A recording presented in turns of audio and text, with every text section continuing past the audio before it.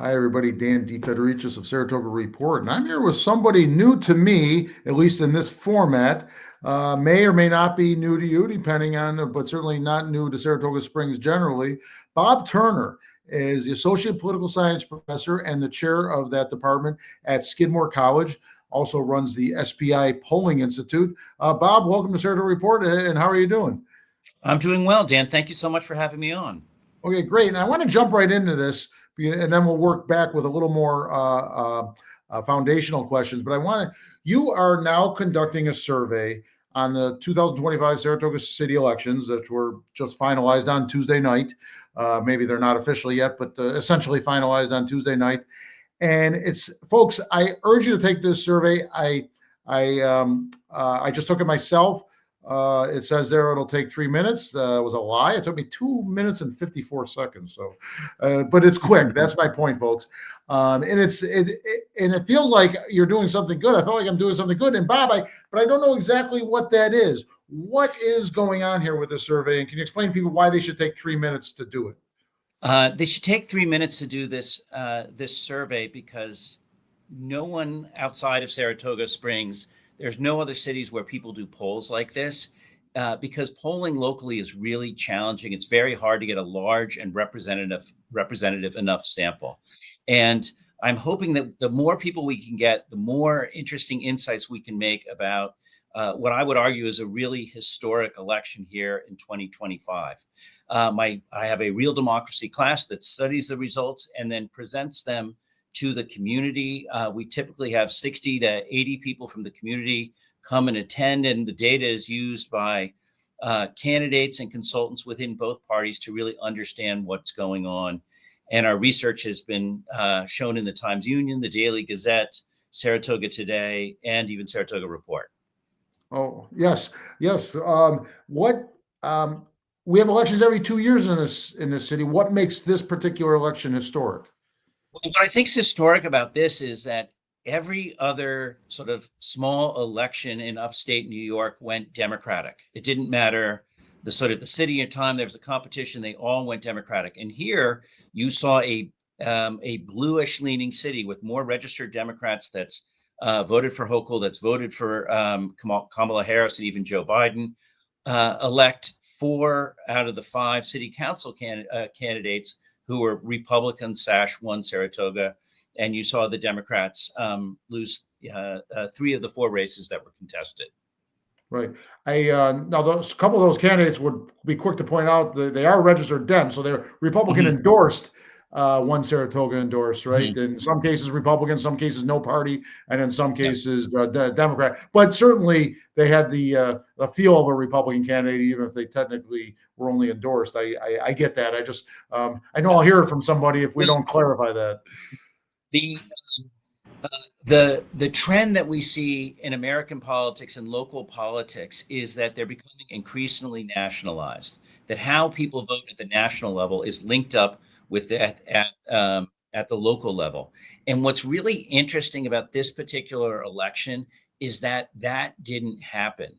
And so what we try and do is to understand why that is.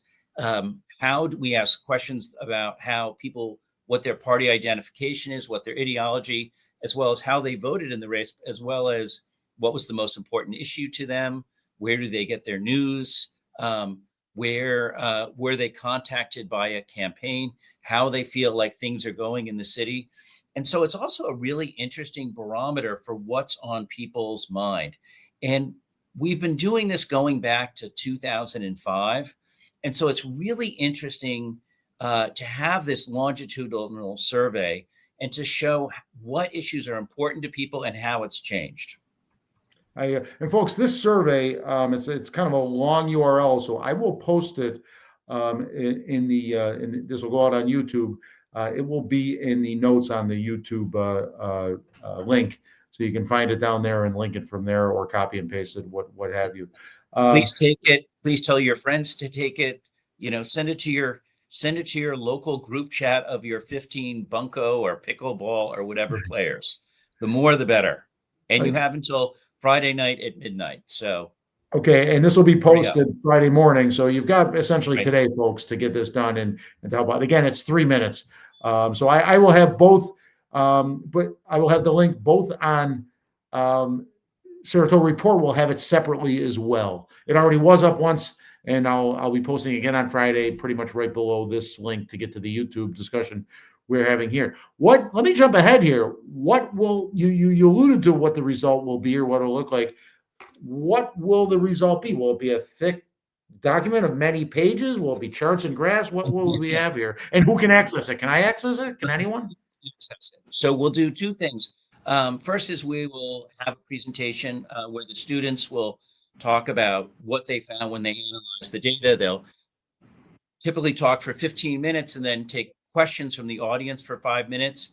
Um, it's a tremendous learning experience for them. It's also really interesting to the community, and I think often it has dispelled certain conventional wisdom at the time. So, for example, when Robin Dalton and Adam Israel ran for the first time on the One Saratoga ticket, they sort of argued that they had actually unintentionally hurt the Republican candidate. But what our polling showed was that I think it was like 90% of their votes actually had come from Democrats. And so that's the kind of thing I think is really interesting. Or even more recently, one of the things we've seen is that policing and homelessness have been really important issues. And again, maybe there's some sort of wisdom that people thought these things were important, but what we were able to show was that just how much it had changed and how different it was from, say, 2 or 4 years before that. You remind me of a question just as recently as 2 years ago when Chris Matteson ran on the One Saratoga line. It seemed pretty clear to me, although I had no data to back it up, that he drew votes from Ron Kim that helped John Safford get elected the first time. Was that accurate? Did your data show that? Completely accurate. Chris Matteson's voters were disproportionately, as I recall, liberal and Democratic. Many of them were also longtime residents. I think one of our early sort of big sort of substantive findings that we were able to show was how the sort of the political center of the city was had really shifted from sort of a conservative, moderate Democrat to a sort of a moderate, more liberal-ish view. And that it was really driven by the sort of the newcomers to the city. The new residents to the city who'd been here sort of 15 years or less definitely were more Democratic and more liberal than those who'd been here 20 years or plus. And it was something that people had thought about, but we were able to really document that over time. And it sort of goes against, conventional wisdom of 40 and 50 years ago, at least for the home buyers moving into the city. You need an enormous amount of money to buy a house here in Saratoga Springs. And back, when I grew up in the 70s and 80s, the people with that money were Republicans almost always. But that apparently that's just not the case anymore, right? You get people that are have quite a bit of money, more than traditionally the case, that are Democrats. Is that true, or was it?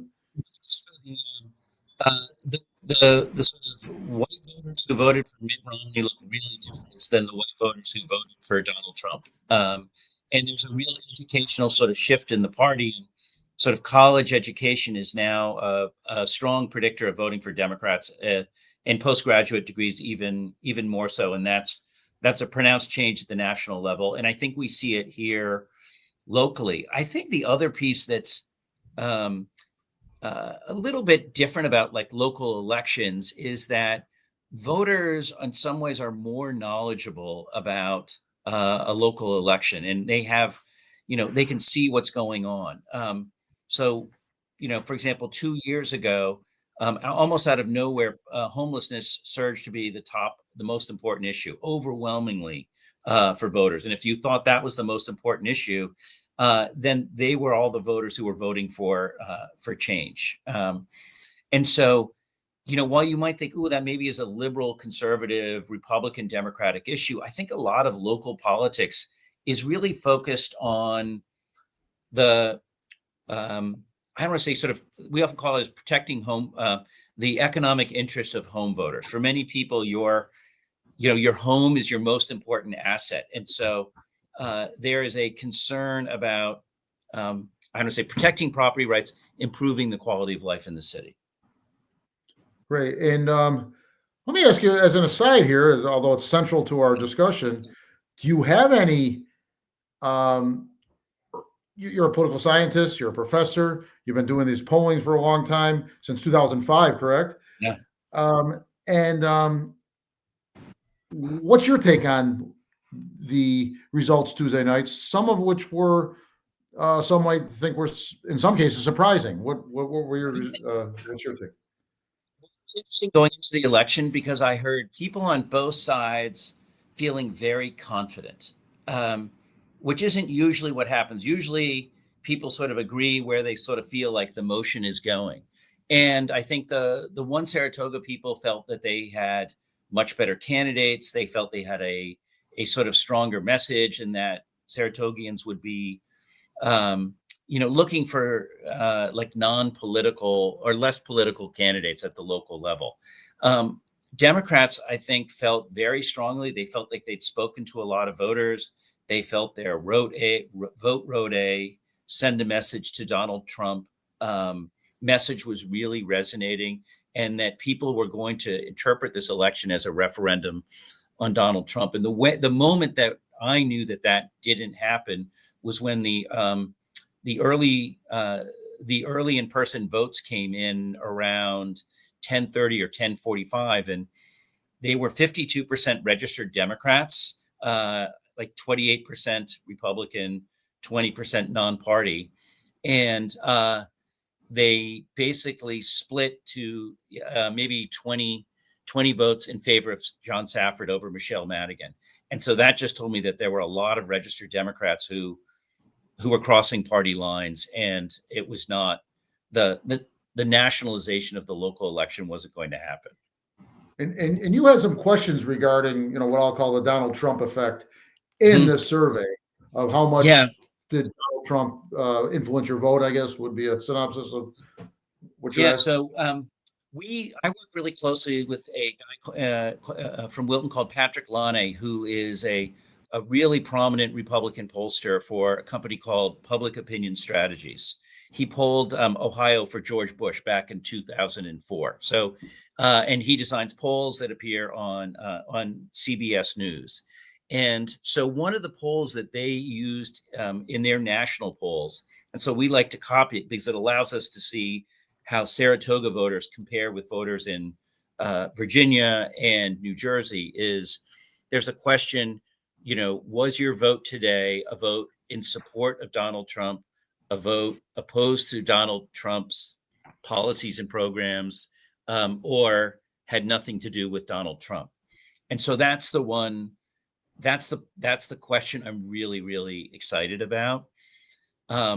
The other question that we've gotten from Patrick, and it's a really, really good predictor about how people are going to vote, is do you think things in Saratoga Springs are going in the right direction, or are they on the wrong track? And that's kind of a question of, are you better off now than you were 4 years ago, that Ronald Reagan asked voters? And that's a really good predictor about how incumbents are going to do in general. What I noticed in taking the poll is, there's not a lot of variety of options. You like that one you just mentioned. I was like, well, I'm sort of, isn't there a, can I find one in between answer? And so it forces you Yeah. to, if you're going to answer the question, you got to pick 51% of what, the one that's 51% correct. It's kind of like taking a multiple choice exam. You don't know the answer. Like, I'm going to pick the best one I can and move on. So elections are kind of that way, right? It's, do you want candidate A or do you want candidate B? And often, if you give voters the chance to say, sort of somewhere in between, that's what they're all going to do, and it becomes really uninteresting. And this is where also that we can compare our results on the elections here in Saratoga with how the national mood is as well. And they certainly track together, although voters have been historically far more optimistic about things in Saratoga than they are about the national situation as well. Did, did you have a chance, this is a little bit off topic, but did you have a chance to look at the county results for DA and sheriff? The tight county results? I found that very So interesting. those are really Um, so those are really fascinating, and in some ways, that's the best indicator about the sort of the extent of the Trump backlash. Um, Voting for a DA or voting for a sheriff, if anything, they're almost like Republican coded positions in that you're asking people, do you want a law and order person or not? And so people are going to say, I kind of like I like my teachers liberal and I like my police Republican, is that this is sort of the thinking, but very few voters actually knew who Bobby Logan was. There's not really stories about it. There wasn't a vigorous debate in the news, and so it's really just a simple R, or what do you think, R or D? And Republicans still have a massive enrollment advantage at the national level, and that, I mean, particularly that the DA race, and again, I thought Bobby Logan was an impressive candidate, um, but that, it was what, like a point and a half. But again, you can also see, look, Democrats won. They won in Greenfield, they won in Malta, they won in Stillwater, they won in Wilton. They're very close to having a weighted vote majority on the county board, which someone told me they don't think has ever happened in Saratoga County. I don't know if that's true. I can believe it, just knowing the history. It was, it was a lot of it was more rural than it is today. So I guess it makes some sense. Well, this is great. Now, I think you touched on this, but I just want to reiterate: how can someone that takes this today, when can they look at the results, and how can they look at the results? So I will be posting a lot of things on social media, including with Saratoga Report, inviting the public to come to the presentations here at Skidmore. I also post all the presentations that my students do on my website. If you go to it's called the Real Democracy Project, and you can go back and look at these. And I was talking with a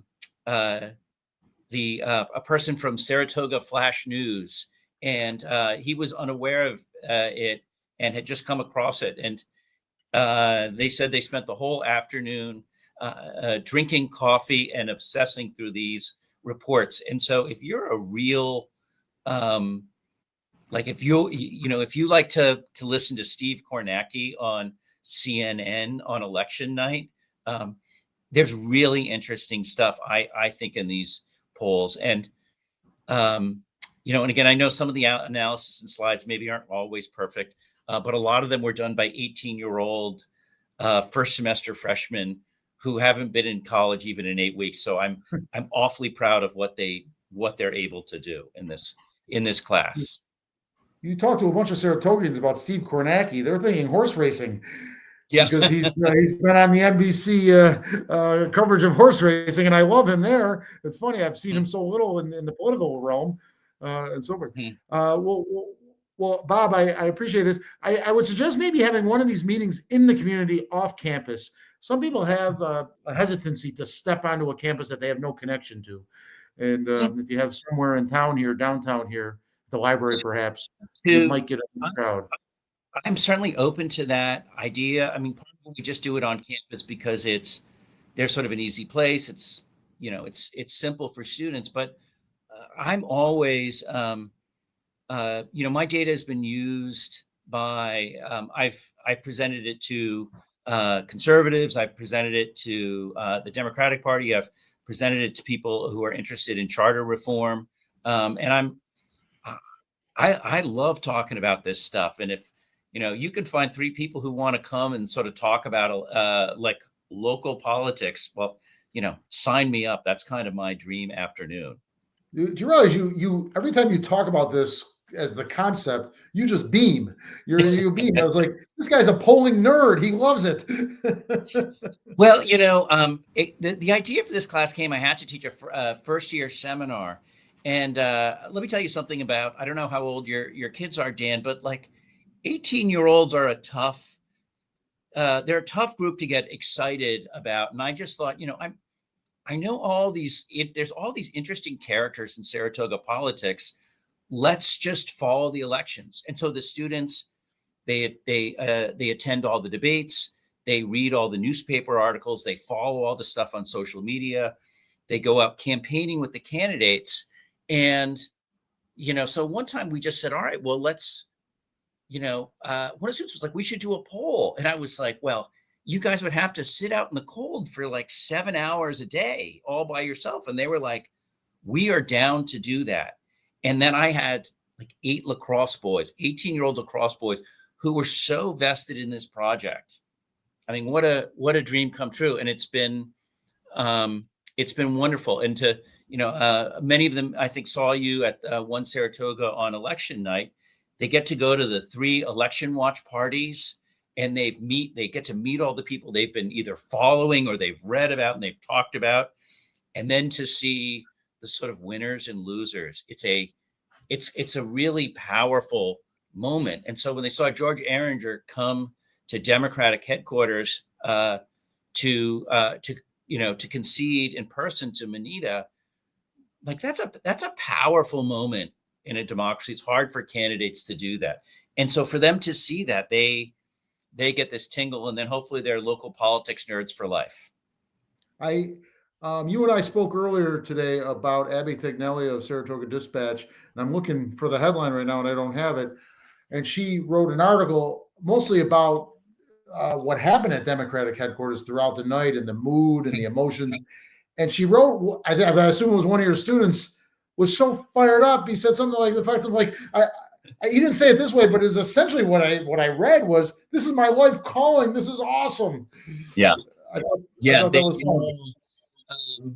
It's very interesting. You've been to, I'm sure, many of these. Is that they're very different. Like the Republican event is very different than the One Saratoga event. And you go there, and it's community members, and many of them, they had met at King's Tavern earlier in the year, and so they were like, they recognized people, and they felt very much like part of this community, and that to see people who care so passionately about politics and the future of their city is very inspiring. And I think also vice versa, when we walk into these rooms, people are really excited that there's Skidmore students who are excited about what they are and are like, oh, I just met Jess Troisi. She's so nice. That's just wonderful. That's great. It was good to see an infusion of youth into these rooms, at least where I was at the end of Saratoga. It really changed it up nicely. I was happy to see that. I don't want this just to be the 40 and above crowd. Yeah, so, and politics, I think, is all too often sort of dominated by older long-term residents. In some ways, it's a skewed electorate. It's a very educated electorate, certainly here in Saratoga, who follows politics. At least in our surveys, they report following it more closely than they follow national politics. But I think for many of them who have seen the sort of social media stuff about Mamdani and young people getting involved in New York City, they were really excited to be there. And several of them actually brought their friends to all the election watch parties, even though they weren't in the class. And they were like, okay, when's are you going to offer this class next year? And I said, no, there's no election next year, but for 2 years. Yeah. So excellent. Folks, take this survey. You've got till tonight to do it. Every 5th person will get a cash prize, right, Bob? There's no cash prizes. It's the feeling good about helping your community, helping research, and finding out more, right? Yeah, and I also, to find out, again, city council members, they love to know what constituents think about. What do you think about homelessness? What do you think about policing? What do you think about taxes or infrastructure? And there's a whole host of questions there that I would argue are really important. And for any community member who takes this, I'll give you extra credit on my on your final exam with me. Excellent. So, Bob Turner, thanks for joining us here. Good luck in getting a nice, robust response here, and I hope Saratoga Report does its part. Folks, go to that site. 3 minutes, and you're done. And I kind of enjoyed taking it, so thank you. Awesome. Hey, thank you so much, Dan, and I look forward to being on your show at some point in the future, maybe to talk about some of the key results. we'll do that. That would Excellent. be fun. Thank you. Take care, All Bob. right. Take Bye.